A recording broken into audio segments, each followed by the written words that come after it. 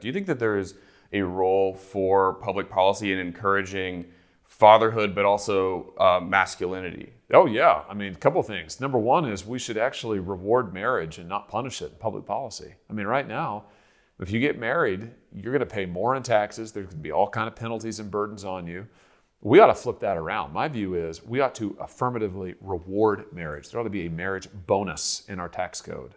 We ought to say to working families, if you have kids, you should get a big tax cut or a tax credit so that you can make a decision as a family about how you want to raise your kids. But the point is, we ought to be helping, not punishing families. Let's also talk about jobs, though, for men.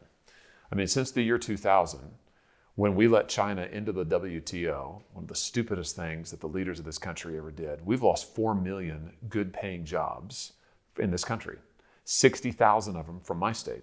A lot of those jobs, most of those jobs, men. Those are industry jobs.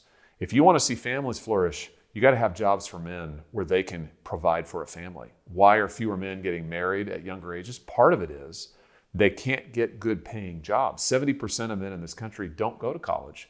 They shouldn't have to in order to get a good job. So I think you want to talk about strengthening men in the family, bring back good blue collar jobs in this country that you can support a family on.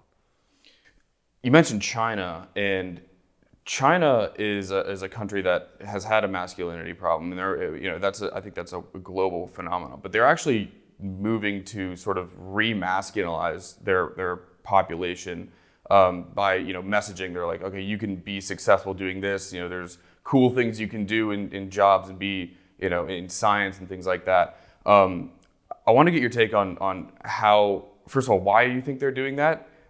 Second of all, do you think it will be successful, and should the United States try to actively be encouraging masculinity like that? Well, I think we should, let me take the last part first. I think what we should actively be doing is we should actively be encouraging men to get jobs, get married, and have families. And we shouldn't be apologetic about it. I mean, we should say, listen, you do whatever you want with your life. It's a free country. But we want to encourage people to invest their lives in a spouse and in a family.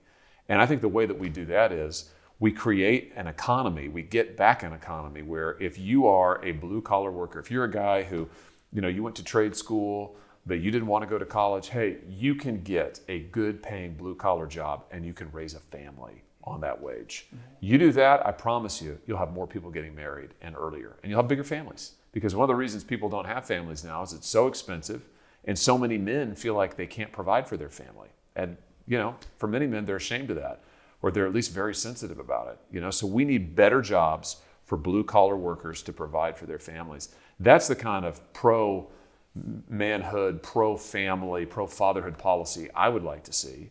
And conservatives need to do more to take on the negative stereotypes of the left, and we should do that. Do you want to talk about policy?